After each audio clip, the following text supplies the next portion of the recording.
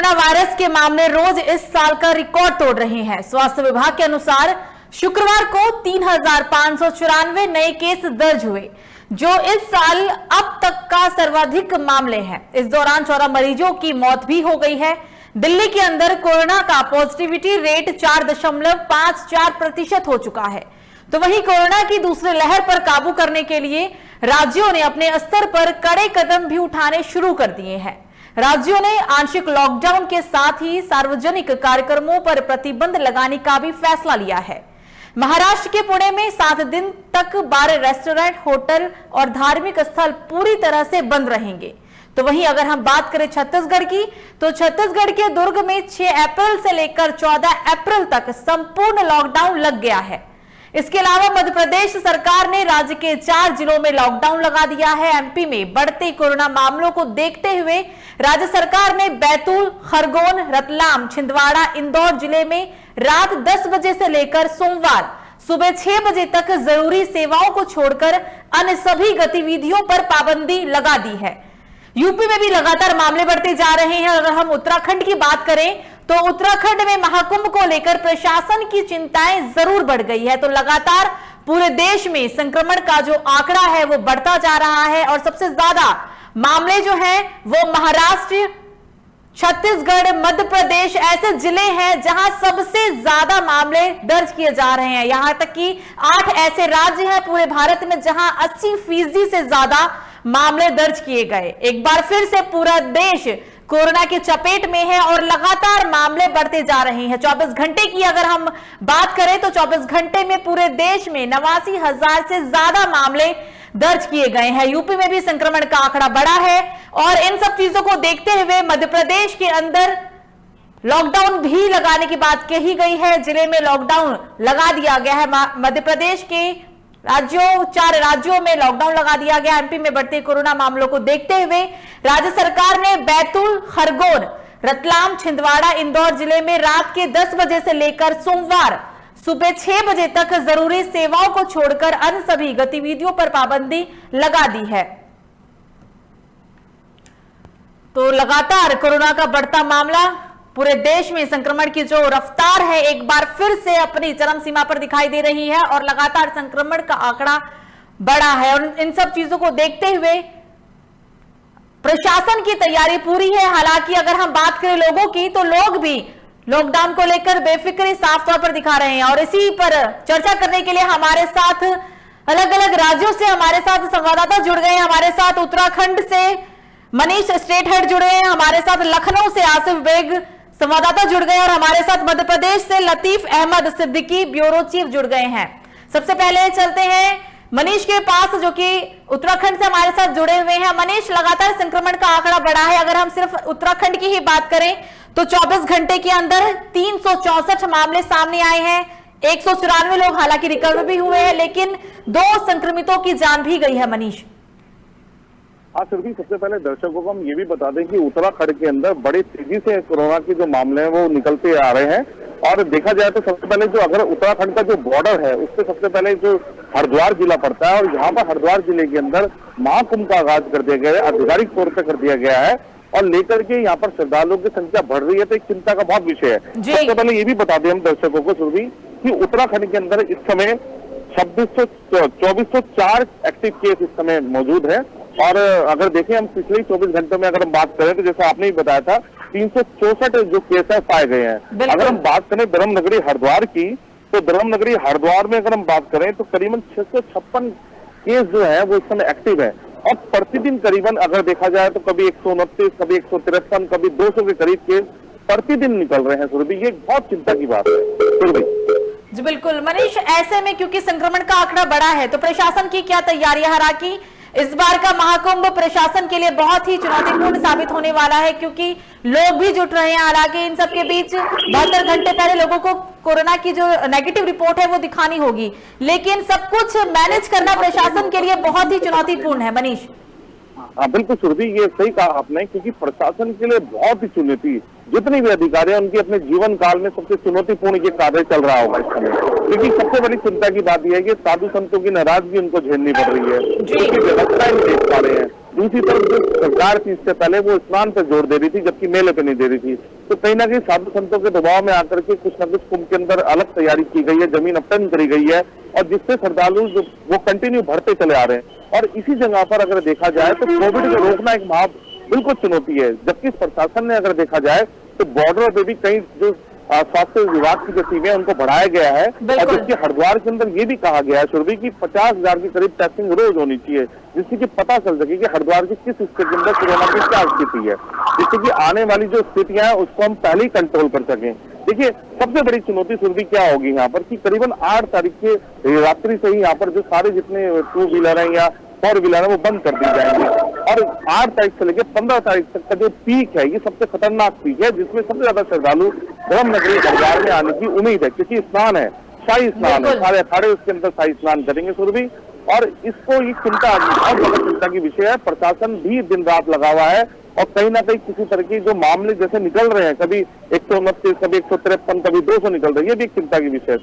जी बिल्कुल मनीष, आप हमारे साथ बने रहिएगा। अब हम चलते हैं आसिफ के पास, जो कि हमारे साथ लखनऊ से जुड़े हुए हैं। आसिफ, यूपी में पंचायत चुनाव है, कोरोना की स्थिति लगातार बिगड़ती जा रही है। 24 घंटे में अगर हम 24 घंटे के आंकड़ों पर नजर डालें तो 24 घंटे के अंदर यूपी में 2,993 मामले सामने आए हैं। हालांकि 782 जो लोग हैं वो रिकवर भी हुए हैं, लेकिन सबके भी 16 लोगों की जान भी गई है। और ऐसे में क्या कुछ तैयारी है प्रशासन की, क्योंकि संक्रमण का आंकड़ा बेकाबू है?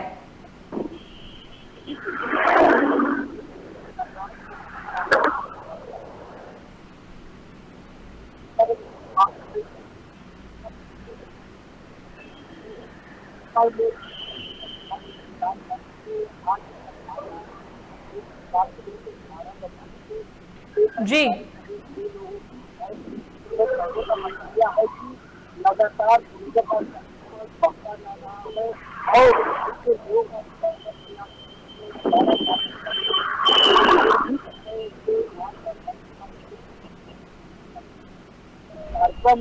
वैवाहिक कार्यक्रम है, बहुत ही कम लोगों को जी बिल्कुल। आसिफ आप हमारे साथ बने रहिएगा। अब हम सीधा चलते हैं मध्य प्रदेश, जहां पर हमारे ब्यूरो चीफ जुड़े हुए हैं लतीफ अहमद। लतीफ जी, क्योंकि लगातार संक्रमण का आंकड़ा बढ़ा है और इन सब चीजों को देखते हुए राज्य सरकार ने बैतूल, खरगोन, रतलाम, छिंदवाड़ा, इंदौर में रात 10 बजे से लेकर सोमवार की सुबह 6 बजे तक जरूरी सेवाओं को छोड़कर सब पर लॉकडाउन लगा दिया है। प्रशासन की क्या तैयारी है, क्योंकि संक्रमण के जो आंकड़े हैं वो लगातार मध्य प्रदेश में बढ़ते जा रहे हैं? लतीफ जी, सुरभि जी, मैं आपको बताना चाहूंगा कि मध्य प्रदेश में कोरोना की स्पीड बेकाबू हो चुकी है, और जिस तरह से पिछली बार की मरतबा इस बार डबल स्पीड में कोरोना यहाँ मध्य प्रदेश में बढ़ता नजर आ रहा है। और आज रात से 10 बजे के बाद 11 बड़े शहरों में लॉकडाउन भी लगाने की तैयारियां चल रही हैं, और शासन पूरी तरह से सरकार पूरी प्रयास कर रही है, पूरी तैयारी कर रही है और पूरी कोशिश कर रही है। इसी के तहत रोको टोको अभियान भी चलाया गया था, जिससे लोग मास्क लगाएं, और मास्क लगाने की पूरी तरह से अभियान चलाया जा रहा है और लोगों को समझाया भी दिया जा रहा है, और जो लापरवाही करते हैं उनको चलाने की कार्रवाई भी की जा रही है। साथ में उनको अस्थायी जेल भेजने की भी तैयारियां चल रही है सरकार द्वारा। बिल्कुल लतीफ जी, ऐसे में प्रशासन पूरी तरीके से तैयार है, लेकिन ऐसा नहीं लगता कि लोगों को भी अपनी तरफ से सावधानी बरतनी चाहिए, क्योंकि ज्यादातर लोग बिना मास्क के दिखाई देते हैं और सोशल डिस्टेंसिंग का पालन भी नहीं करते हैं? जी जी, मैं फिर भी ये आपको कहना बहुत सही है, क्योंकि लोगों को थोड़ा सा इस पे अमल करने की जरूरत है। जिन पोजीशन में आज ये मध्य प्रदेश में कोरोना इस स्पीड में पहुंच रहा है, जगह जगह विस्फोटक हो रहे हैं और लोग इस पे इतनी लापरवाही बरत रहे हैं कि आज बाजार की बात करने या कहीं शादी ब्याह की बात करने, वहाँ पे लोग भीड़ ऐसी बढ़ रही, लोग मास्क नहीं लगा रहे हैं, शिकायत नहीं कर रहे हैं कि कम से कम इस बीमारी से बचा जा सके। लोग कुल मिला के लापरवाही कर रहे हैं, भीड़ों पे देखे, भीड़ों पे सड़कों बाजार हाट में देखते हैं, तो बिना मास्क के निकलते नजर आ रहे हैं। मतलब सिर्फ प्रशासन की तैयारी से कुछ नहीं होगा, लोगों को भी सावधानी बरतने की बहुत जरूरत है। आप हमारे साथ लतीफ जुड़े रहिएगा। अब हम सीधा चलते हैं लखनऊ, जहां पर हमारे साथ आसिफ मौजूद है। आसिफ, पंचायत चुनाव है, प्रशासन की पूरी तैयारी है, नामांकन भी आज शुरू हो गया, और ऐसे में कोरोना को रोकने के लिए प्रशासन प्रशासन जो है वो कितने हद तक तैयार है? जी सुरभि, बता दूं कि जो है पंचायत चुनाव को देखते हुए राज्य सरकार द्वारा, यूपी सरकार द्वारा गाइडलाइन जारी की गई है और जो नामांकन स्थल पे जो नामांकन करने वाले हैं और साथ ही समर्थकों को मास्क लगाने के सख्त निर्देश दिए गए हैं। साथ ही साथ जो कोरोना पॉजिटिव मरीज है उनके लिए विशेष जो है सतर्कता बरतने के निर्देश जारी किए गए हैं। अगर इसमें कोई लापरवाही करता है कोरोना की जो गाइडलाइन है तो उसके खिलाफ कड़ी कार्रवाई की जाएगी। वहीं दूसरी तरफ प्रदेश में लगातार मौत का सिलसिला भी चल रहा है, जिसको देखते हुए यूपी सरकार ने गाइडलाइन के तहत कहा है कि सार्वजनिक स्थानों पर भीड़ भाड़ न इकट्ठा हो। ताकि जो है चुनाव के मद्देनजर जो है ये धारा 144 भी लगाई गई है। लेकिन जिस तरह से कोरोना का संक्रमण लगातार बढ़ रहा है, हर रोज नई मौत हो रही है, उससे आम लोग दहशत में है। वहीं दूसरी तरफ यूपी सरकार ने कोरोना की जांच का दायरा बढ़ाए जाने का निर्देश मातहतों को दिया है। कोविड वैक्सीन जो है ज्यादा से ज्यादा लगाए जाने के निर्देश यूपी सीएम ने दिया है। अगर बात करें पंचायत चुनाव की तो लगातार जो है प्रशासनिक अधिकारियों की टीम जो है जो प्रत्याशी है उनके समर्थकों पर कड़ी निगरानी रख रही है और वाहनों में जो अधिक सवारी बढ़े होने पर पुलिस द्वारा कार्रवाई भी की जा रही है। लगातार जो है कार्रवाई तो की जा रही है, लेकिन जिस हिसाब से कोरोना मरीजों की संख्या लगातार बढ़ रही है उससे यह लग रहा है कि कहीं न कहीं जो है आम लोग जो है लापरवाही बरत रहे हैं, जिस वजह से जो है यह कोरोना का संक्रमण लगातार बढ़ता जा रहा है। वहीं स्वास्थ्य विभाग भी मुहिम रखी है, जिसके तहत जो है ज्यादा से ज्यादा लोगों को जागरूक करने और साथ ही साथ जो है भीड़ भाड़ में इकट्ठा न होने की बात कही जा रही है। अगर बात लापरवाही की करें तो प्रमुख बाजारों में भीड़ साफ तौर पर देखी जा सकती है। सरकार के निर्देश के बावजूद भी लोग इकट्ठा होने से बाज नहीं आ रहे हैं। यही वजह है कि लगातार कोरोना का आंकड़ा बढ़ता जा रहा है। जी सुरभि, आसिफ, जिन राज्यों में कोरोना बेकाबू हुआ है उसमें यूपी का भी नाम आ गया है, तो ऐसे में क्या लोग वहां पे सतर्कता बरत रहे हैं या सिर्फ प्रशासन तैयारी ही कर रहा है और लोगों में बेफिक्री है? क्या देख रहे हैं आप, क्योंकि आप वहां पर ग्राउंड जीरो पर रिपोर्टिंग कर रहे हैं, तो वहां पर लोगों का क्या हाल है? क्या लोग सावधानी बरत रहे हैं या सिर्फ प्रशासन ही तैयार है अपनी तरफ से? जी सुनिए, आपको बता दूं कि अगर प्रशासनिक तैयारियों की बात करें तो एडवाइजरी जारी की जा रही है और जो कोरोना लॉकडाउन जो एडवाइजरी है उसका उल्लंघन करने पर काफी संख्या में कार्रवाई की जा रही है, जुर्माना भी लगाया जा रहा है और साथ ही साथ जो है बचाव के तरीके भी लाउड स्पीकर के माध्यम से लोगों को जागरूक किया जा रहा है। कोविड वैक्सीन लगवाने के लिए जो है लगातार प्रचार प्रसार भी किया जा रहा है और साथ ही साथ घरों से निकलने पर कोरोना मास्क लगाए जाने की निर्देश दिए जा रहे हैं। लेकिन अगर बात लापरवाही की करें तो बाजारों में लगातार भीड़ बढ़ती जा रही है। पंचायत चुनाव की वजह से जो है बाजारों में भीड़ और बढ़ गई है, इस वजह से जो है लगातार जो है लोग लापरवाही कर रहे हैं और इसका खामियाजा जो है लोग भुगत रहे हैं। लगातार हर रोज आधा दर्जन से अधिक मौत हो रही है, कई अधिकारियों की भी मौत हो गई। बाराबंकी में एक अधिकारी समेत 2 लोगों की मौत हुई है। तो कुल मिलाकर यह कहा जा सकता है कि जो कोरोना संक्रमण बढ़ रहा है उसमें लापरवाही सबसे बड़ी बात सामने आ रही है। बिल्कुल आसिफ, बने रहिएगा हमारे साथ। हम सीधा चलते हैं मनीष के पास। मनीष, जिस तरीके से पूरे देश में संक्रमण का आंकड़ा बढ़ा है, ऐसा नहीं लगता कि अगर रफ्तार नहीं रुकी तो शायद लॉकडाउन वाले दिन दूर नहीं? हाँ बिल्कुल सुरभि, बिल्कुल आप सही कह रहे हैं। जिस तरीके से आपने देखा 85,000 से ऊपर देश के अंदर ये एक दिन में ये आए हैं, संक्रमित निकल करके आए हैं, ये बहुत चिंता का विषय है। और अगर हम बात करें उत्तराखंड की, जिस तरीके से जो पहले जो यहाँ पर संक्रमित लोगों की संख्या पाई गई थी, अब ये दोबारा से स्थिति यहाँ पर लागू होती जा रही है। आप देखिए कि प्रतिदिन करीबन कई सैकड़ों के हिसाब से प्रतिदिन जो कोरोना संक्रमित लोग हैं वो निकल रहे हैं। जबकि अगर देखा जाए प्रशासन की अगर हम बात करें तो प्रशासन ज्यादातर जोर दे रहा है लोगों को कि वो वैक्सीनेशन करें जरूर। और वैक्सीनेशन में जो अब 1 अप्रैल से उत्तराखंड के अंदर हम बात करें तो 45 साल की जो उम्र के जो लोग हैं उनकी वैक्सीनेशन शुरू कर दी गई है। अगर फिर भी देखिए जाए कई जगह ऐसे सेंटर बनाए गए हैं जहां पर वैक्सीनेशन की सुविधा दी गई है और लोगों को प्रेरित करा जा रहा है कि वो तुरंत अपना वैक्सीनेशन करवाएं।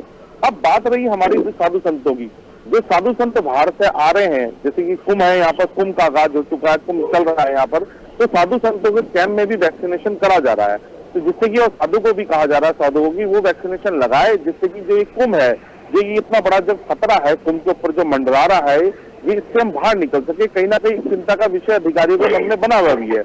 अब देखना ये होगा कि जिस तरह के जो स्नान है, 8 तारीख के बाद जो स्नान होंगे, जो 12 का स्नान होगा, जिसमें काफी संख्या में करोड़ों की मात्रा में लोगों की यहाँ पर आने की संभावना है, वो किस तरीके से प्रशासन इसको हैंडल करता है और किस तरीके से हैंडल करेगा, जिससे कि ये जो कोरोना का जो मामला है ये कम से कम निकले और स्नान पूरा का पूरा भी कंप्लीट हो जाए। सुरभि, मनीष, क्या महाकुंभ में लोग सोशल डिस्टेंसिंग का पालन करते हुए नजर आ रहे हैं या मास्क लगाते हुए नजर आ रहे हैं? क्योंकि जो हमने पहले दिन तस्वीर देखी थी वहां पर ज्यादातर लोगों ने मास्क नहीं लगाया हुआ था और सोशल डिस्टेंसिंग की तो बात दूर दूर तक नहीं थी। तो क्या अब जो नजारा देखने को मिल रहा है, क्या वहां पर लोग मास्क और सोशल डिस्टेंसिंग का पालन करते हुए मनीष नजर आ रहे हैं? तो भी आप सही कह रहे हो बिल्कुल, क्योंकि अगर हम देखें तो जो श्रद्धालु आ रहे हैं बाहर से, उनको बार बार ये कहा जा रहा है कि वो सोशल डिस्टेंस और मास्क जरूर लगाएं, जबकि यहाँ पर देखा जाए तो बहुत ऐसी जगहें हैं जहाँ पर मास्क का प्रयोग नहीं हो रहा है। आपको देखिए प्रतिदिन हरिद्वार के अंदर पेशवाई निकल रही है, अखाड़ों की जो पेशवाई है वो निकल रही है, उसमें कम से कम हजारों की संख्या में लोग उपस्थित हो रहे हैं और जहाँ पर जो मास्क का जो प्रयोग है वो ना के बराबर देखा जा रहा है। प्रशासन की चिंता का भी यही विषय है कि एक तरफ धार्मिक माहौल है और ऊपर से कोरोना खतरा है, तो किस तरह से समझाएं। यहाँ पर लोगों को भी जागरूक होना पड़ेगा, लोगों को भी ये देखना पड़ेगा कि वो थोड़ा सोशल डिस्टेंस बना करके चलें, जबकि यहाँ के जो स्थानीय लोग हैं, जो श्रद्धालु जो बाहर से आ रहे हैं, उनको भी देखना पड़ेगा कि सोशल डिस्टेंस बनाएं, मास्क लगाएं, बार बार सैनिटाइज करें, जिससे कि इस महामारी को आगे बढ़ने से रोका जा सके। पर ऐसा कुछ दिख नहीं रहा है धर्मनगरी हरिद्वार के अंदर, क्योंकि जिस तरीके से यहाँ पर पेशवाई निकल रही है उसके अंदर हजारों की संख्या के अंदर श्रद्धालु देखे जा रहे हैं और बिल्कुल झुंड का झुंड देखा जा रहा है यहाँ पर, तो कहीं ना कहीं एक खतरा साबित होने वाला हो। प्रशासन की नींद भी इसी तरीके से उड़ रखी है। बिल्कुल मनीष, हमारे साथ बने रहिएगा। अब हम सीधा चलते हैं मध्य प्रदेश, हमारे साथ लतीफ मौजूद है। लतीफ, संक्रमण का खतरा बढ़ा है और ऐसे में क्योंकि जब कल बात हुई थी, शिवराज सिंह चौहान ने एक बयान जारी करते हुए भी कहा था कि अगर यही हाल रहा तो शायद राज्य में संपूर्ण लॉकडाउन भी लग जाए, सभी जिलों में संपूर्ण लॉकडाउन लग जाए। तो क्या लगता है स्थिति कैसी है, क्या लॉकडाउन लगने की स्थिति है अभी? जी सुरभि जी, मैं आपको बता दूं कि आज रात 10 बजे के आसपास से 24 घंटे के लिए मध्य प्रदेश के 11 शहरों में लॉकडाउन लग सकता है, इसकी तैयारियां चल रही हैं। और जिस तरह से लापरवाही यहाँ पे की जा रही है, उस लापरवाही को देखते हुए पब्लिक को भी चीज को कम से कम कोशिश करना चाहिए कि अपने घरों में रह करके भीड़ नहीं इकट्ठा करें और बाजारों में या फिर शादी ब्याह में थोड़ा पाबंदी को रखना जरूरी है। और सरकार कोशिश पूरी कर रही है कि हम पूरी तरह से शक्ति ला रहे हैं, तो पब्लिक को भी कुछ इसे समझना जरूरी है। जी लतीफ, कल हमने कुछ ऐसे भी तस्वीरें देखी थी मध्य प्रदेश में जहां पर लोग मास्क नहीं लगाए हुए थे, लेकिन अब जो पुलिस वाले वो चालान नहीं बल्कि खुद उन्हें मास्क लगा रहे थे। तो कहीं ना कहीं लोगों की वजह से ही संक्रमण बढ़ा है, इस बात से इनकार नहीं कर सकते। जी जी सुरभि जी, बहुत सही आपने कहा है कि मध्य प्रदेश में मध्य प्रदेश सरकार द्वारा रोको टोको अभियान चलाया गया है। बहुत से ऐसे लोग थे जो रोड पे या आसपास घूमते नजर आते थे, उनको समझाने का प्रयास किया जा रहा है। इसके साथ उनको अगर मास्क नहीं लगाए उनको मास्क भी लगाया जा रहा है और समझाइश भी दी जा रही है। यदि लापरवाही बरत रहे हैं तो वे चलानी कार्रवाई भी की जा रही है और ऐसे बेपरवाह लोग जो बेवजह घूम रहे हैं रोडों पे, उनको कार्रवाई के साथ साथ उन्हें जेल भेजने की भी तैयारियां चल रही हैं, जो अस्थायी तरह से उनको भेजा जाएगा। जी बिल्कुल बिल्कुल लतीफ, हमसे बात करने के लिए बहुत बहुत शुक्रिया। आप तीनों का ही हमसे बात करने के लिए बहुत बहुत शुक्रिया। हमारे साथ मध्य प्रदेश, उत्तराखंड और यूपी से रिपोर्टर्स मौजूद थे जिन्होंने कोरोना को लेकर हमसे बातचीत की। फिलहाल पूरे देश में संक्रमण का जो आंकड़ा है वो एक बार फिर से बढ़ा है। पिछले 24 घंटे के दरमियान 89,000 से ज्यादा मामले सामने आए हैं। महाराष्ट्र, उत्तराखंड, केरल ऐसे राज्य हैं जहां पर सबसे ज्यादा संक्रमण के मामले लगातार बढ़ते जा रहे हैं। फिलहाल अभी के लिए मुझे दीजिए इजाजत। लोकमंच न्यूज पर खबरों का सिलसिला जारी रहेगा। आप देखते रहिए लोकमंच न्यूज। नमस्कार।